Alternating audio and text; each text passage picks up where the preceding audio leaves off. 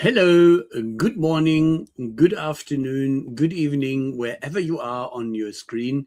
It is my pleasure that we have you with us and that we have our special guest today, Rajan Balasundaram from Bayezon AI. I would like shortly to introduce him. We have the pleasure to talk with him about from click and wait to talk and buy, and what agentic commerce in real life could be a fascinating game changer.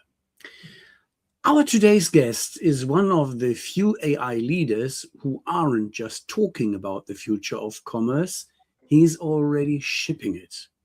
And this, since he stepped out of the dark, so to say, he was on, you could say, in the shadow or in stealth. And out of the stealth mode, he moved from the 6th of this, so last week, 6th of March.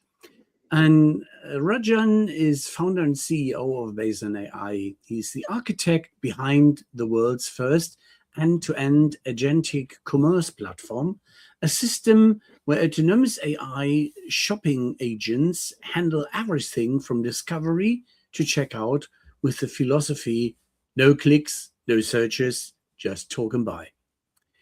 And I found this fabulous, and I'm excited.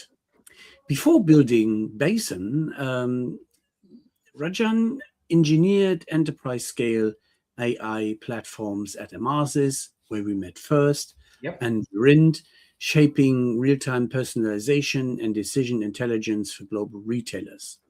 Today, his technology is already deployed with international fashion, beauty, and special brands, some seeing conversion rates about 18% and significant gains in the average order value, AOV. That is fascinating if you follow such studies of McKinsey, BCG, which are quite impressive, and 18% is quite a number. If agentic commerce is the next frontier, Raj is the one of the pioneers defining it. Now, the call to action. Feel free to discuss with us. If you are on LinkedIn, give us a comment, or Facebook, or in your favorite channel.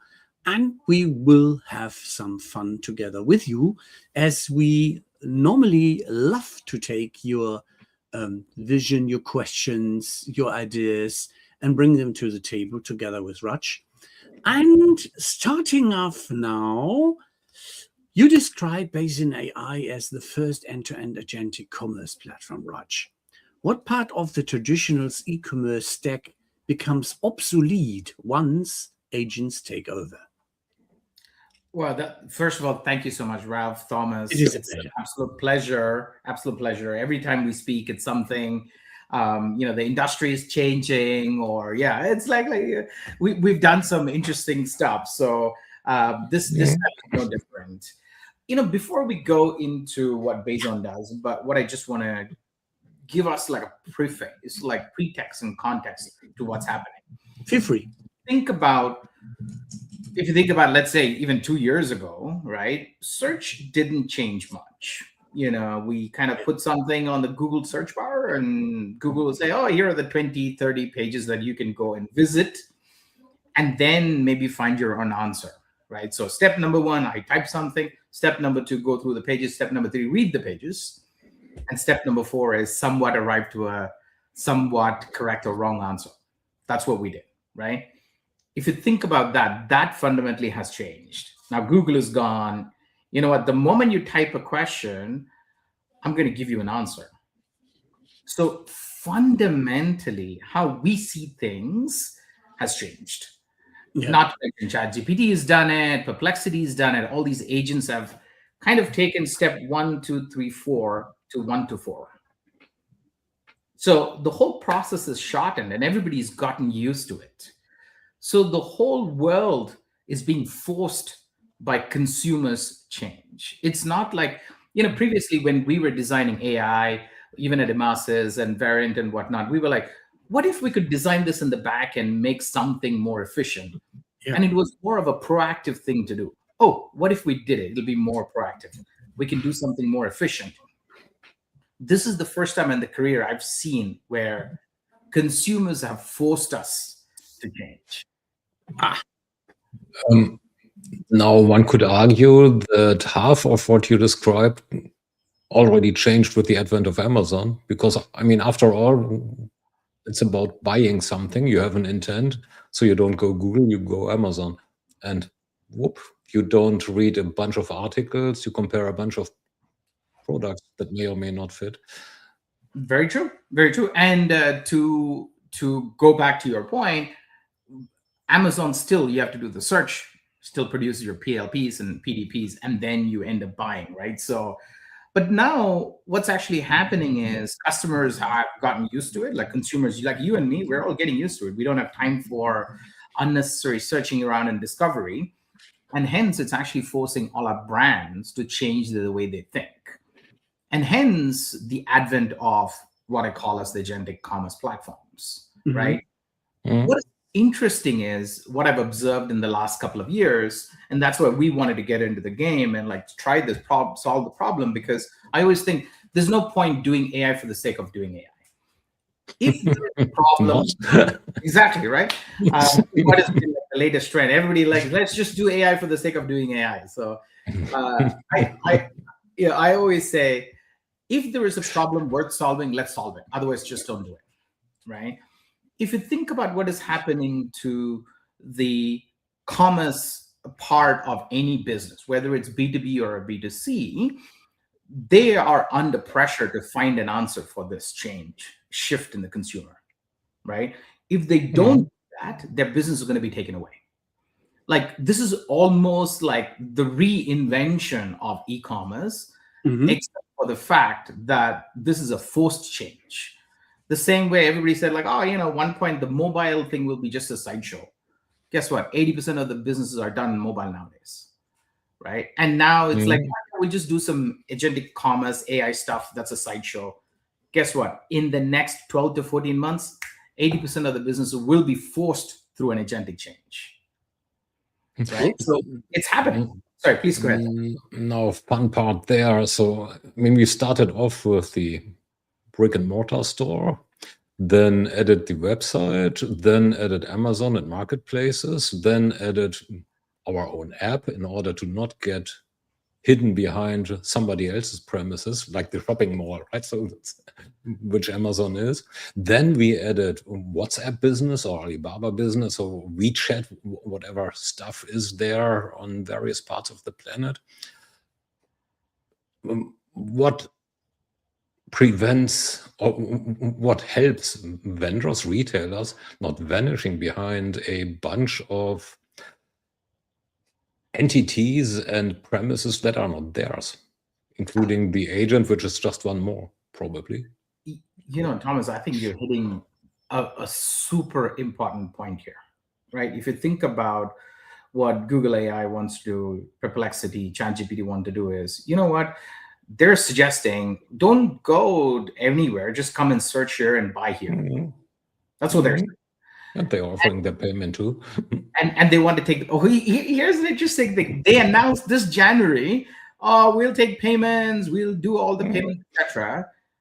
This week or last week, they openly announced saying, you know what? I don't think we're going to do that. We're going to get somebody else to build an agent to do all the payment transactions via ChatGPT.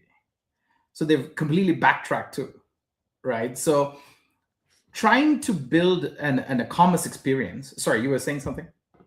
It doesn't matter from a retailer point of view. So you still have the commerce experience in your example, ChatGPT, or in WhatsApp, where you can pay, or in WeChat, where you can pay too. And your brand gets hidden. That is the major problem here, because brands are very protective about how they portray themselves.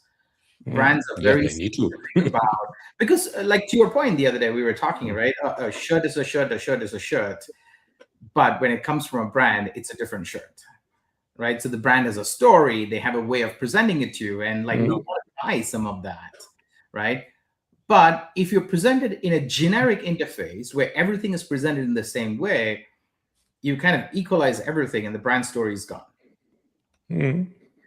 Now, here's an interesting part. If the brand story is gone, what are the e-commerce companies going to do?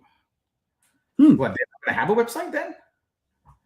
Right? That's a very interesting question. So with that in premise, customers love experience. Gen Zs, for example, 80% of them said that we love an experience. And now comes the interesting part. If the experience they like is the agentic part of it, like where they want to ask a normal human sounding question and they want to get a human sounding answer and the presentation, if ChatGPT and Google and everybody else is providing that service way better than the brand's e-commerce website, nobody's going to come to the e-commerce website. So you have to provide a better agentic experience than what these agents can provide. And that is the forced change that all of these e-commerce companies are going through. Not just e-commerce, all retailers. End of, right? Whether it's B2B or B2C. Isn't the base assumption of this line of argumentation that you have a brand affinity? That you are first looking, hey, I want Chanel, and then look at the shirt? So, or is that also maybe age dependent? Because I go there, so hey, I need a black T-shirt, and I don't care a flying F whether it's Chanel, Tommy Hilfiger, or Ralph Lauren, or whatever other funny stuff and brands I can mention. This, for example, is non-brand. So I think what is the base assumption there? This is where, unfortunately, the three of us in this group don't belong to the demographic they sell to. Okay. Don't tell me. Did you just call me old? I said three of us. I'm including myself too, right? Oh, it doesn't matter. It's no problem. We are from a different generation, you're right. And for instance, you see that Thomas is preferring round neck. I go for V type of T-shirts. And I look for the quality, such as if somebody is telling me fair trade, not made in some area from India, Pakistan, where I don't know how under which circumstances they are produced, but they tell me we do fair trade, we employ and pay the people properly, and this is the reason why you have to pay €5 per shirt and not €1.50. Then that is my decision now to go for that one, if it's a brand or not. My expectation is that you silently become with Bayezon an opportunity that Bayezon AI could be a savior for some brands. Yeah. Because you help them to be properly positioned. And I would like to make the comparison, like Thomas started with Amazon, and that you get fenced in an environment such as if you do not pay Amazon a bit more, such as in a search engine like Google, if you pay, you are first. And Amazon loves to get some more money. It's vanishing like in the Amadeus portal for airlines.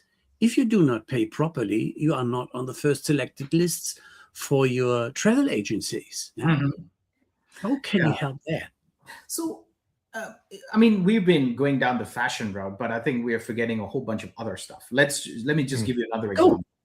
I'm going to go along the lines of what Thomas was saying, right? So let's pick something like a drill, right? A drill is a drill, no matter what, right? You get the same drill whether you buy it from, Home Depot, you buy it from Menards, you buy it from Ace Hardware. It's all the same.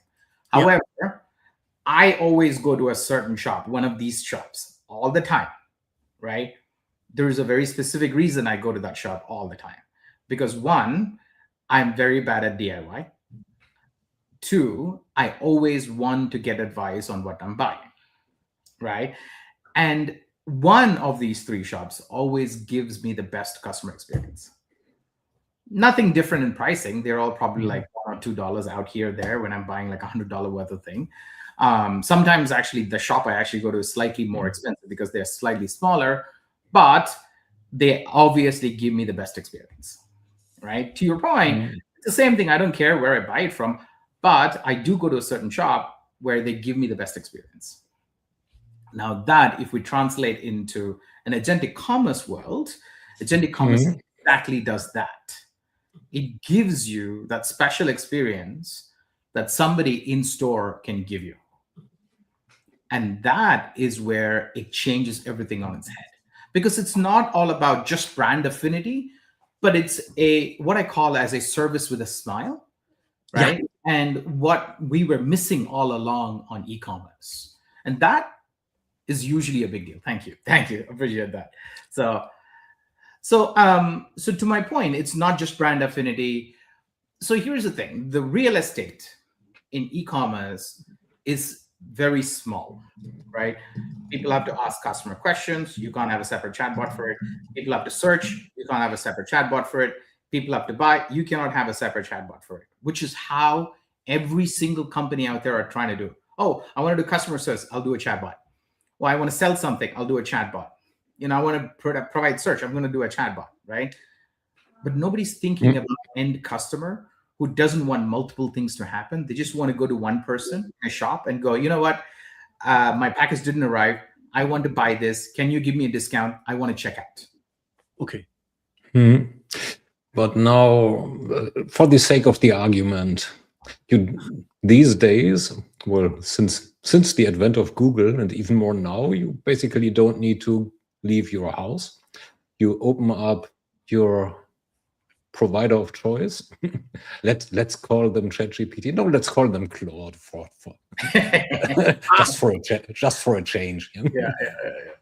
And well, Claude tells you first what the best drill for your purpose is, and second, then, as you admittedly are a non-DIY expert, well, it makes it two of us, by the way, you also get a bunch of questions answered, if you dare asking them, or, well, over time, Claude probably knows you well enough that you are as good as putting holes into walls as I am. So the experience then is even better. And then Claude suggests you the cheapest drill, or the one that comes fastest, depends on what your need is.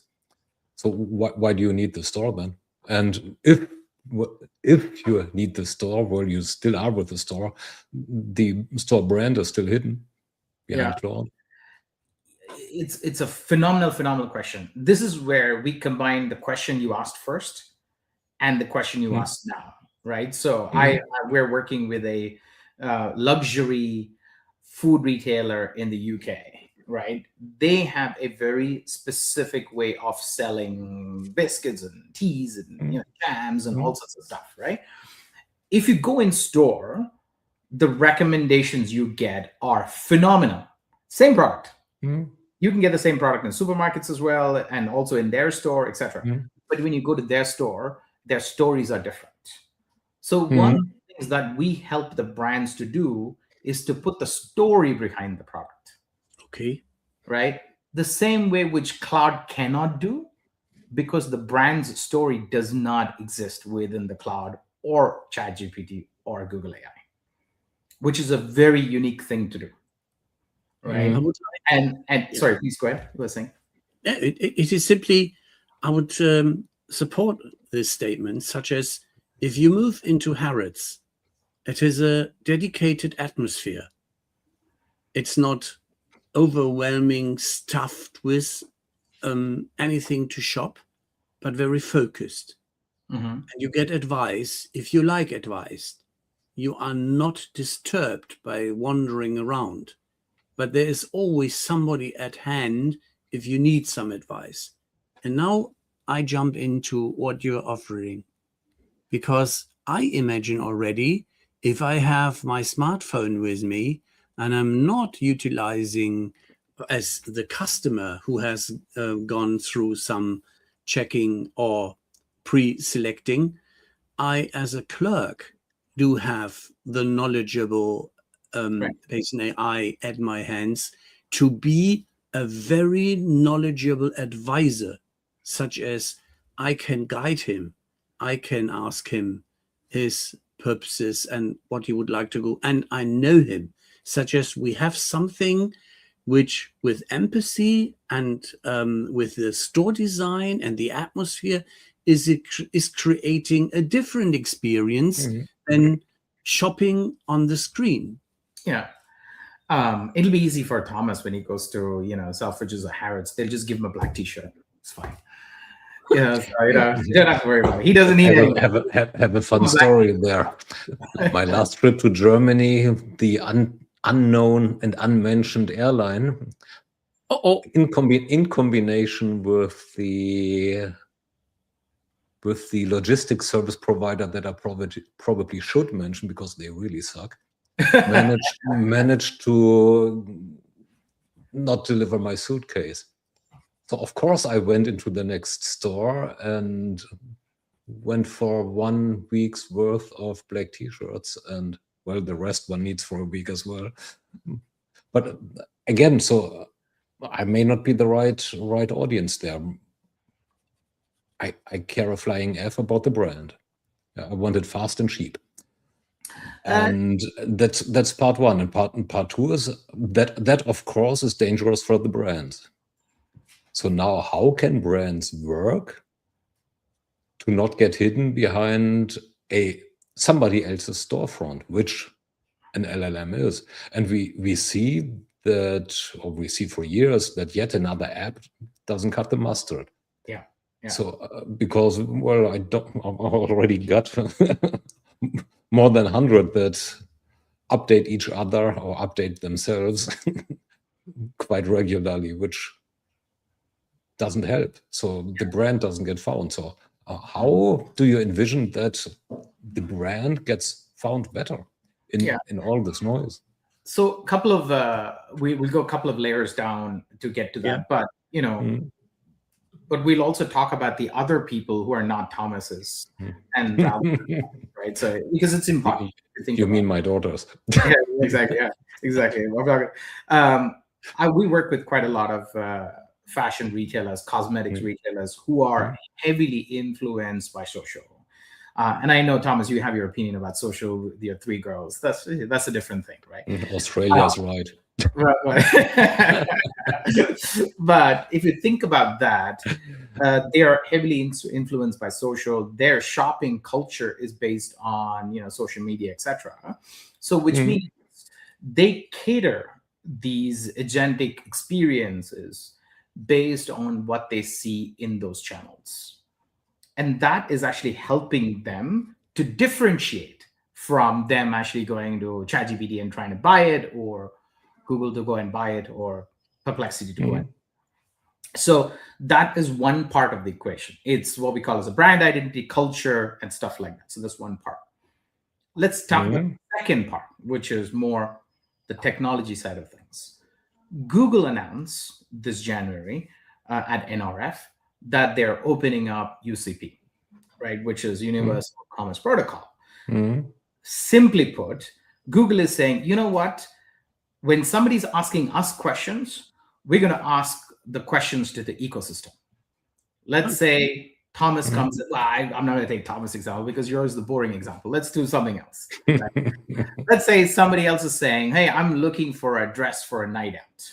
Young Gen Zs were doing that, right? When somebody's asking that question to Google, their Google agent is going to spread their tentacles out into the net and going, hey, are there any other agents out there who have a party dress for a night out in Soho, right? And they're expecting the agents to reply back saying, hey, I've got a party dress for a night out in Soho, and present the answers, which they'll present back to the customers, right? And the agents on the other side are none but agents which are presented on the website, i.e. Agentic Commerce Platforms. How is that different, apart from the technology being far more expensive from a running point of view to what I see in Google right now? I want a LBD for my night out in Soho, and I get a bunch of suggestions, including the images. But here's the interesting part. If you didn't have an agent, you don't even participate in that search anymore. That's where they're all headed. And to the point, even ChatGPT is announced now, as of last week, saying, you know what, if you want something to happen and if you want people to buy on our ChatGPT, we're not going to do anything. You need to bring your own agent to do that. So there is an agent-to-agent handoff protocols already set as a framework for the future. It's done. Like, it's not like it's cooking up or it's the future or it's futuristic. It's already set, right? Which actually means the entire e-commerce ecosystem will become agentic. There's nothing else to talk about that, right? So customers are forcing something for us to do, like different way of searching and interacting and discovering, etc. The second part is the ecosystem itself is changing. The frameworks of the ecosystems are changing. So it's not a choice to go, okay, should I really invest in agents? It's not a choice anymore. Whether they use us or anybody else, they better prepare for it. Otherwise, they're not in the game. And that's one thing. The other thing, let's talk about the positive effects of it, which is why we should be thinking about it, right? So the ones we are talking about, the customers right now, the customers we're working with, many of them kind of have the industry average of about 2% conversion rate. And this 2% conversion rate hasn't changed for the past 2 decades, ever since the e-commerce came, whatever. And guess what? Like, millions of dollars go into it. Like, every year, there's something new coming in. There's some sort of a new search, new optimization, new test and target, new this and new that. But the industry average never changed, right? The conversion rates never really changed, which points to a fundamental problem that the search discovery presentation was not up to the point for the consumers. And now, with the new advent of more of an agentic commerce routines and UIs and user interfaces, we're actually seeing multiple folds of increase in conversion rates. Whether, we all want to argue whether it's required or not, data speaks for itself, right? And to the next point, thinking about it is, do we optimize the house of cards, as I call it, right, where the e-commerce is built on like stuff? Or do we go, well, the customers are changing, the ecosystem is changing, should we just reimagine this completely, right? That question is now. Every brand will have to ask that question. Okay. Whether they like it or not, they have to ask that question right now, right? And that's where we are in a point of time, right? Because the data has been presented. Google has put the stake down. OpenAI has said what they need to say. So many people experimented and failed. That's a whole new different ballgame. I've seen a lot of people do it. Companies like us, there are a few companies like us who do it. They've shown positive outputs of improved conversion rates. We're working with retailers who are even thinking, you know what, we want to get rid of the site search we have. We want to get rid of all the page optimization things we have. And we want to concentrate more on agentic commerce. So the data has been presented, but all e-commerce people are presented with one thing is, what are we going to do? Are we going to optimize the pile of thing we have? Or should we reimagine this, go customer first and do something different? And that's going to take. I like the approach going customer first, but you mentioned at least in the last 5 minutes, 10 times data. And here we go. Shitty data is not the source for real fun. Yeah. So why might the biggest barrier for companies be their own data?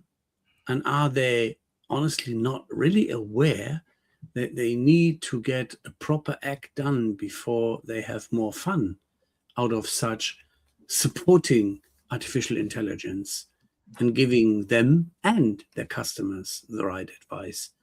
Where do we stand here? What's your perspective on that?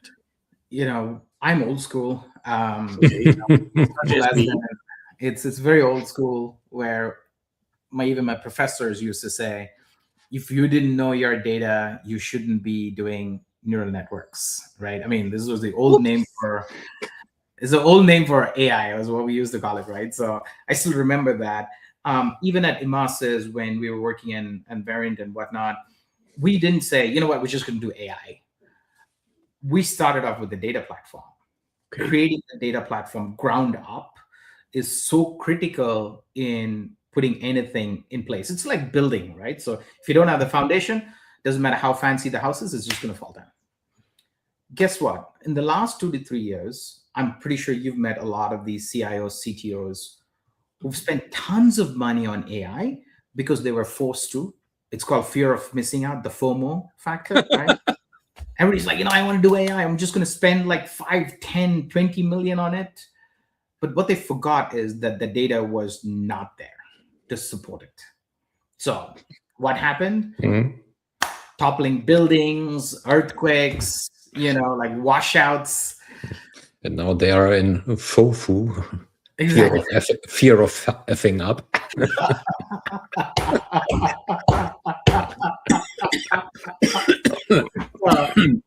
So that's already happened. It's already happened now. So What a surprise! What a surprise! the price is like you get fired. So just as I wanted to jump in, such as you are working not only with, or you have your experiences with a lot of products, but you are working with Gemini, and you're working, for instance, in the Commerce Cloud or in the Data Cloud environment from Salesforce, and there's surroundings such as if you jump in and a customer is telling you in which ecosystem he is working and steering his bots, what is your advice that he properly cleans data? It's an interesting one because I ended up building CDP for Emarsys. Remember, like we all had sessions where we were talking about CDP is the next thing which is going to save the human planet and so well there. I was guilty too, right? So let's just do CDP, right? Let's just put everything in what we know about customers. And I did realize when we kind of came to a point at Emarsys, we couldn't really crack the personalization problem.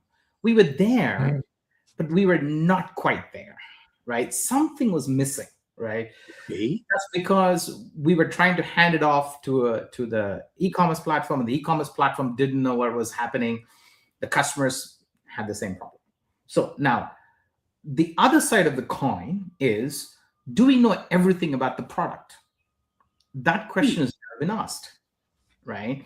So my point of view was, you need to know everything about the customer and the customer's intent in real time.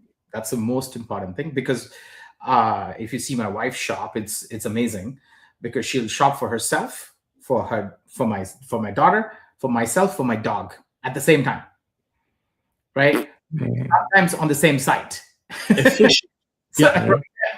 So which means you cannot say, oh, this person is a persona X and this person is going to do it, which is what all CDPs did, right? And we spent millions of dollars on it. That's by the way. Now, the other side of it is, do we know everything about the product? No. A customer, like a brand, will have 50,000 products, 100,000 products. You hardly know anything about it. Some catalog information and that's it. So what we were deciding is, let's build a product intelligence platform which can respond to the customer's intent in real time. Okay. Where if the customer says, hey, I want to buy it for my daughter and she's going for a school race and I want this, this, and this, and we go, yep, we got it. Here you go. Right? Mhm. Oh, my husband is actually going to go play golf. He likes these kind of shirts. He wants red, white, and blue because it's like, Flag Day. Okay, here you go. Right? She has a small window to buy and she wants to get everything done. So now the first part was solved. The customer data problem was kind of solved with the CDP, but nobody really solved the problem, the product intelligence platform, which is what we started with. And we built ground up our product intelligence platform. The agentic part you see here on top is just 1% of the bigger tip of the iceberg. It's the delivery. It's the delivery. Do the companies have the product data at all? They don't. That is needed. They don't, and that's where the problem starts. Oops. Where do you get it then? We have to synthesize it. A lot of it has to be synthesized. Ah.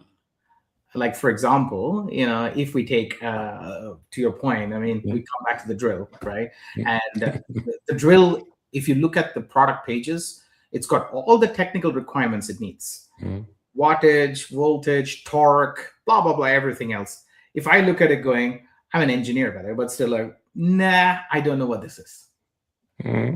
What it needs is, okay, this is for a soft weld. This is for a wooden application. This is going to be used for a amateur DIY, and this will last for 3 hours. That is the type of information which needs not only summarizing, but also presenting in real time. And that's what humans did in the shop. They were like, oh, so you're just an unqualified DIYer. You know what? I've got the right one for you, because they have it in their back of the head, what we call as the metadata, which they present the product. As you just do not want to hallucinate that data, where do you synthesize it from if the vendor doesn't have it? That is a phenomenal question. I was hoping that you'd ask me that question. We don't like to disappoint. There are I've got my briefing notes here. I love it. So here's an interesting thing. I'm going to go back to the cloud example we spoke about, the OpenAI, etc., and Google. They are meant to please the consumer. They are bound to hallucinate. They'll be like, oh, I'm so sorry. Until you catch it making a mistake, it's going to continue making mistakes. Right? Like, hey, I didn't want this, but you said that. Oh, I'm so sorry. I didn't say it. And then it'll change the answer, because it is bound to be creative. It's bound to be open. It wants to please you. And that's what those agents are built for. Right? Agentic commerce is built on a fact. It doesn't change the fact. Right? Synthesizing is based on fact, not a creative output. That's the difference. And everything we do, at least, I'm not sure about the other people who do it, in our Agentic Commerce platform, we don't take any other data other than what the retailer actually has, whether they have it in their catalog or whether they have it in their call records, like they're two people talking about the product, or they may have manuals, or they have sales sheets, which actually helps people sell. We ingest all of that, which is their proprietary data, and then we synthesize the data, which is completely different. And with exactly that, I was hoping that as we had a little conversation up front, that could be the helping hand also for the mom and pop shops and for the real existing on-site shops, if they have an e-commerce platform or not, but they are still shops. And they get a proper advisory experience out of the newly won knowledge you help them to find and digest and synthesize, so to say. It's interesting. AI has become the great equalizer. It's going to equalize e-commerce for sure, because people who could have afforded those expensive agencies to create all these expensive outputs and searches and like teams of search people and teams of this and that, and the house of cards problem I said, right? Will come to an equalization. No, here. That brings us to another fun part. If everything is created equal, mediocre, I call it instant mediocrity, by the way, then everything is noise. How do I create signal then? How do I get found as a brand? Back to the original question then. Which comes to the point, brand loyalty becomes very important, right? Brand presence becomes very important. Most importantly, you keep your customers happy, which becomes important. That's the bottom line of retail. But this comes only, let's say this is a trailing indicator, right? Sure. So what you want is a leading one. Well, not an indicator, but a leading signal that helps you getting purchased at the outset. And if I'm comparing again the agentic commerce world via putting a prompt into ChatGPT or Google that via UCP manages to ask all the other bots that are around there, which is the best black shirt for Thomas or the drill that Raj needs, then they all do the same as the search force. They compete for my attention. And probably the first ones that come up are like on Google and on Amazon, the ones that paid most for the ad. They compete for my attention. So how does an agentic technology or a product intelligence technology not make sure, but increase the likelihood that, well, for the drill, Hilti is found and not some knockoff brand from somewhere? Yeah. What is interesting about it is it's purely going to be the context and trust. There are two things which UCP is going to take care of as well, and a lot of other algorithms, right? While algorithms like the SEO type algorithms were kind of like biased towards ROAS and like people clicking and buying, etc. But now the new culture of the whole UCP is around trust. How contextual is your search and how contextual is your result? How closely does it match and how quickly people interact with it? The more they interact with it, it provides confidence to their algorithm, right? So it all boils down to how quickly you can understand the context and how quickly you can respond in context to that question. That's all it's going to boil down to, which is no different, by the way, if you think about how the old school SEO was originally formed, if anybody even remembered that, right? If you were relevant, you used to be up. That was the original SEO, right? If you all go back to the basics of SEOs, if you were relevant, you were up. But now SEO is like a whole black box full of things and like some spaghetti noodles kind of stuff which happens. So this is like the new genesis of SEO, if you will, where we're talking more about the agents having more context, more trust, and actually giving not only to the consumers on the website, but also the agents as well. No, pure curiosity, because this is a slight detour. How do technologies like My Terms contribute here, if you know it at all?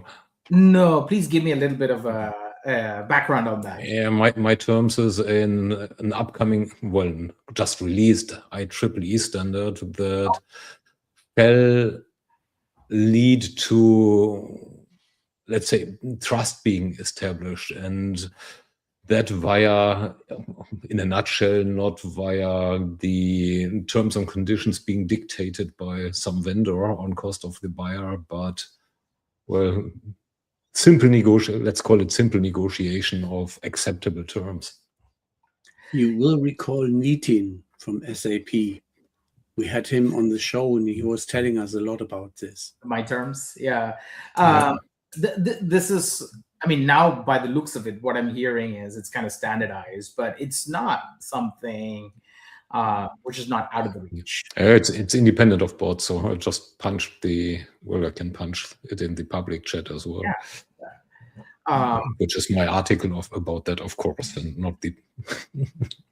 I would love to read that, by the way. But if you step out of now to the next 12, 24 months, where I would like the industry to go is that Ralph, Thomas, Raj, we all own our own agents, and our own agents have their own protocols and own knowledge, which only belongs to us.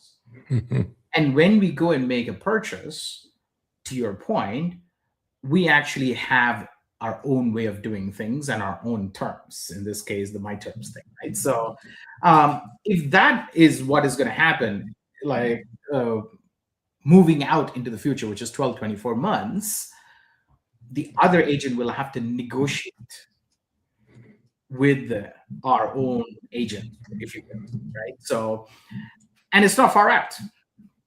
We already do that. I wouldn't say explicitly, but implicitly. Like, for example, if we find that the customers are not interested in something, if the sentiment is failing, and we offer different discounts and like give them different actions, it is a form of I'm going to call it simple negotiation, but that can be extrapolated to a whole new different ballgame, right? So yeah, hopefully that kind of covered that angle. But I'm more interested to see what the My Terms is all about. So I got to go and see that. Yeah, have a look. So that's might be quite interesting, because as said, so the ultimate objective that a retailer or a vendor needs to have is coming out ahead. In earlier times, well, in traditional e-commerce times, SEO helped a lot. Now this converts to what is GEO right now, and the question is whether that is good enough. Because ultimately, my bot asks your bot to compete. This is the well, the ultimate scenario that puts all three of us out of the equation and lets the things done by our technologies. And that again puts the brand behind the scenes.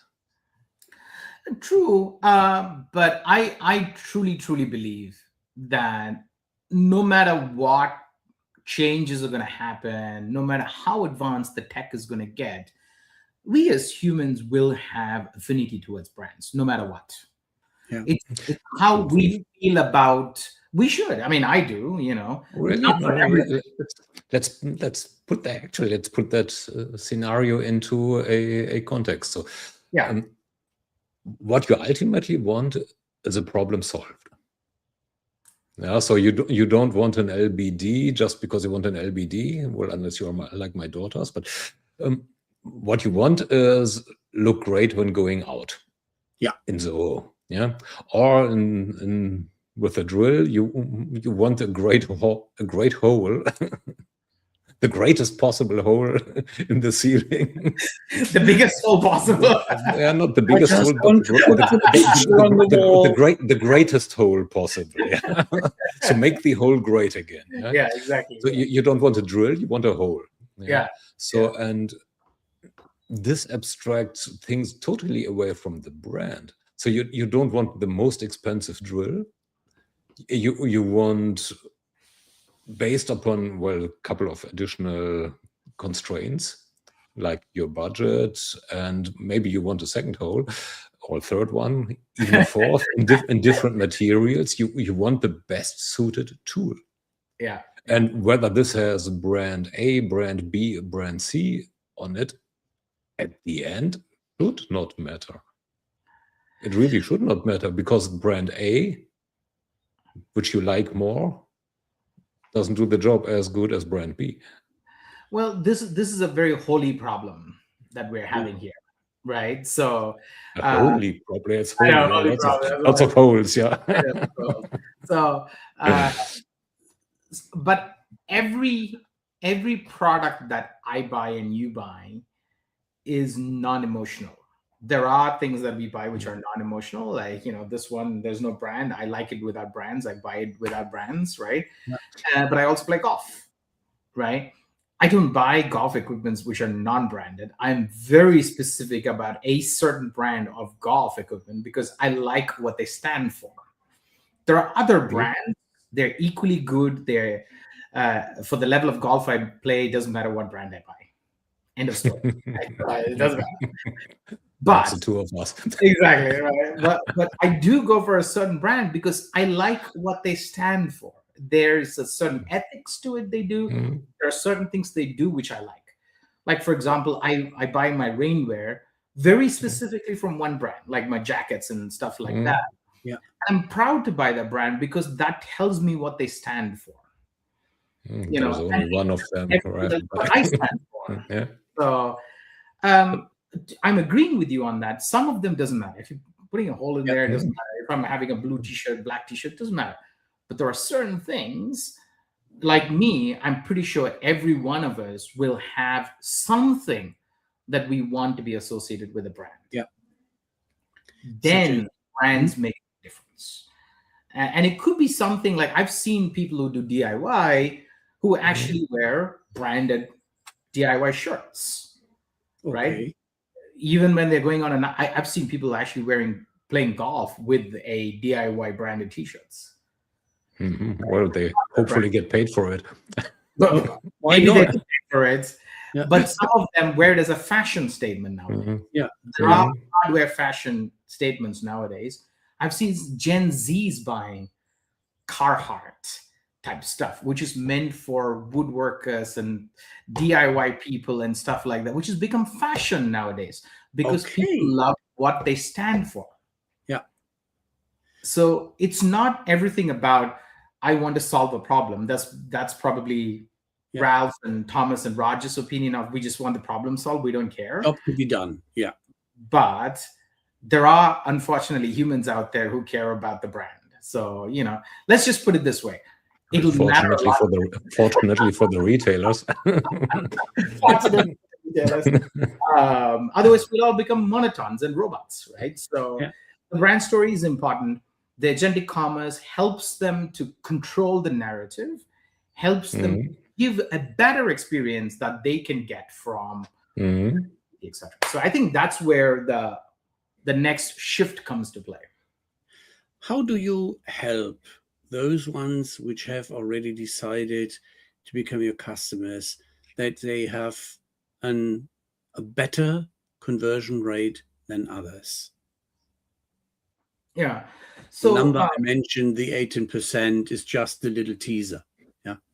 Yeah. What is interesting that we do is our implementation is very quick because we don't take a lot of time. We already have prepackaged implementations for Salesforce Commerce Cloud, SAP Commerce Cloud, Shopify.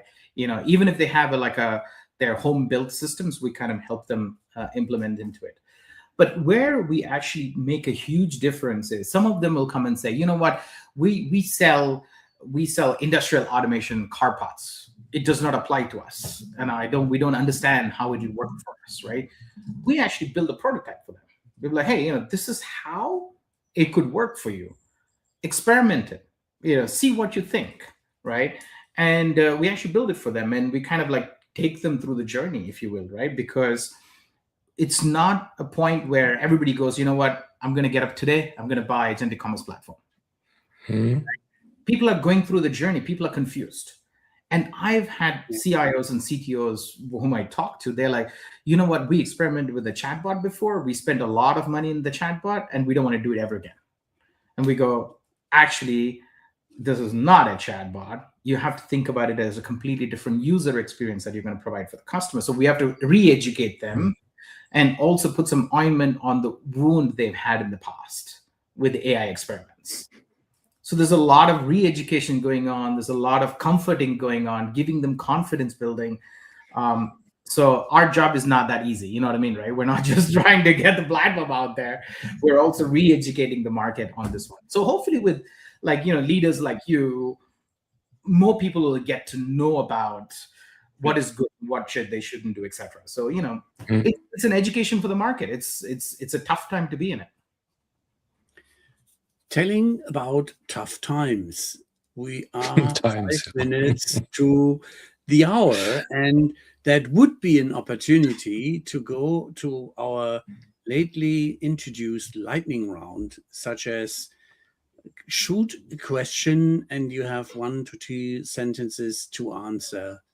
And I would like to start, and Thomas then will place the next one. Honest. What problem does Bayezon solve in 1 sentence? No jargon. No jargon. So we help brands improve their conversion rates and average order value. Period. Cool. Okay, I lost the buzzword count.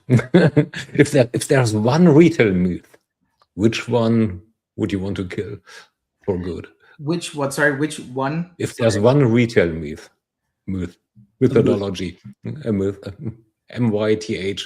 Sorry for the bloody accent. Yeah. No. Which one would you like to kill for good?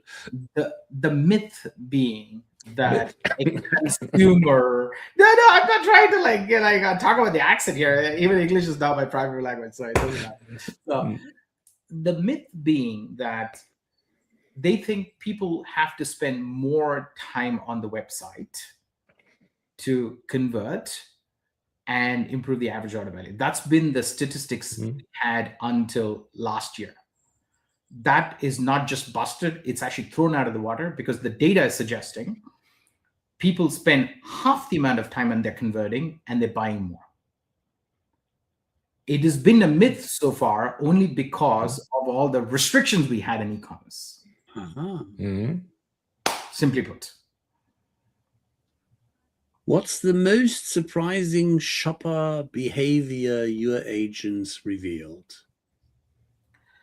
That everything is not just a straightforward question. We've seen some shoppers talk about their emotions even before they asked a question about the product. That for me was, we were like, oh my God. Like for the first 10 turns, this person that we were seeing was talking about her problem because she was heavily pregnant and she was trying to buy a beachwear. And she hasn't even gone to the product yet. So imagine that person is actually shopping, who's used to quickly buying a beachwear, now is pregnant, they don't know what to do, they're talking about the emotions, and then the person is saying, oh, I want this. After like 10, 11 turns, we were like seeing all of that. So shopping is not just a form of, I want to buy a black t-shirt. That's how Thomas buys. We know that. Put emotions before they buy something. And that's one of the, for me, for being in the industry for 20 years. Hey, there is an emotion before there's grief, because my old black t-shirt is gone. Grief. Oh, I have a hole in my old black t-shirt. I'll buy exactly the same, so that nobody will know I had a hole in the previous t-shirt. But in this typical emotional situation you just described, you became like rocket science, the speed of light, helping hand and hero for that lady. Yeah. Art tech, yes, not me. Thankfully, not me. Okay. Broken down. Because I'm not great at handling emotions, so Next one. So we had it before, but in one sentence, how can a retailer avoid that the brand vanishes behind anonymous infrastructure, like the LLM, like a messenger, like whatever? Stay unique to your brand. That's the only thing I will say. Create your narrative. Don't be shying away from your narrative, which is the biggest thing to do. And invest in the tech to train your narrative. That's very important. Don't say like, oh, ChatGPT is not telling the way we want to tell the story. No, get your own model. Invest in it. Tell your model to tell the story that you would tell. Right? There are free models out there, like open source models out there. Invest time and effort in training an agent to behave and feel and walk and talk and behave like how your brand persona would. So that's a big investment brands need to do. There's no escaping that, right? Whether you get an agentic commerce platform, otherwise, no. That investment is a must. Combined with, I always say, foundation, data, right? So that's the biggest thing you need to do. Please finish the sentence. The future of e-commerce will be... I always should have finished as agentic commerce, but I'm not going to do that. The future of e-commerce is in the hands of the consumer and the way they want to use e-commerce. We as brands and vendors, everybody will have to cater to it. Whether today it's agentic commerce, Tomorrow it's some other type of commerce, God knows. But the most important thing is consumers dictate how e-commerce needs to be, right? If you don't change, you're done. And that's how I would see it. Wow. Okay. Ta-da! Yep. Applause for that one. Thanks, Raj. Thank you. This was a lot of interesting insight and good discussion. So you reacted well to my yanking of your chain. You seem to enjoy it. I love it. It's just what we do. Thanks also to everybody else who's still there. And there are a few, luckily, which is good, actually. And hopefully you all tune in when we next week talk about something as exciting as data sovereignty, which is, well, is it a fig leaf or is it something that is real? With our guest, Christian Knoll. Till then, see you next week. take care.